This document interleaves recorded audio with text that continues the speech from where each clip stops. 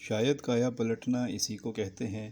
بات ہو رہی تھی بچے کو گھر لانے کی یا نہ لانے کی، اور وہ کہہ رہی تھی کہ میں نہیں چاہتی کہ اس کا بچہ میرے گھر میں آئے، تو اس کو چورس کا کہتا ہے کہ تمہیں کس نے کہا کہ میں اسے گھر میں لاؤں گا۔ لیکن آگے چل کر ہم دیکھ رہے ہیں کہ کہانی کا رخ ہی بدل گیا، کایا ہی پلٹ گئی، اور وہ بتا رہا ہے ہیرو کہ میں صرف اس کے بچے کو نہیں اپنا رہا، بلکہ میں اس سمیت اس کے بچے کو اپنانے کا فیصلہ کر رہا ہوں۔ اور یہ تو بس اب ظرف کی بات ہے، دیکھنا ہے کہ اس ڈرامے میں کس کا ظرف کتنا بڑا ہے، عورت کا یا مرد کا، اور اسی بحث کو لے کر اس ڈرامے کی کہانی کو آگے چلایا جا رہا ہے۔ علی رضا، سہا علی، مومنہ اقبال، فیروز قادری، جاوید اقبال، شبیر جان، آسماء عباس، فہیمہ اوان، تنویر حسین، سہیل سمیر، لیلی واصی، فریدہ شبیر اور دیگر کی اس اداکاری کو اس ڈرامے میں بہت پسند کیا گیا ہے۔ کہانی ٹویسٹ لے رہی ہے، آپ کو مزہ آ رہا ہے، آپ پسند کر رہے ہیں، اور ثروت نذیر کی یہ کہانی اب اپنے عروج پر ہے، اور